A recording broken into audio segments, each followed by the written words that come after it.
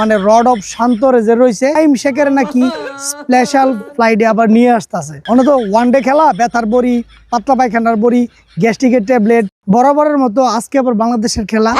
আবার আমাদের মায়ের দোয়ার টিম হুমুন্দিরপুতের আজকে আবার খেলবে আফগানিস্তানের সাথে।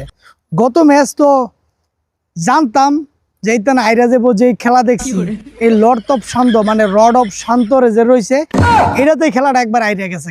আবার শুনলাম নাইম শেখের নাকি স্পেশাল ফ্লাইটে আবার নিয়ে আসতেছে, তাহলে তো আরো যাই হোক, একাদশে কারা থাকবো না থাকবো জানি না।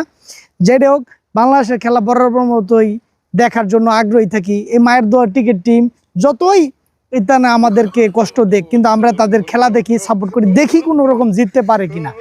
যাই হোক, আজকে আবার বাংলাদেশের খেলা, এখন দেখি আজকে আবার কি করে, তারপরে বিস্তারিত আলাপ আলোচনা করব।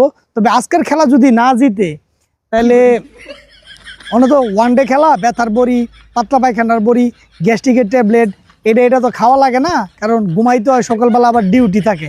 যাই হোক, মুঙ্গুট আছে না, মুঙ্গুট, কাঁচা জিংলা মুঙ্গুট দিয়া বাইরে আইতান রে, তারপরে আজকে জিতাই তৈব। দেখা যাক, আজকে খেলা দেখমু আর লোক একটা মুঙ্গুট রাখমু ইতান রে বাইরানের লাগিয়া, কি কন?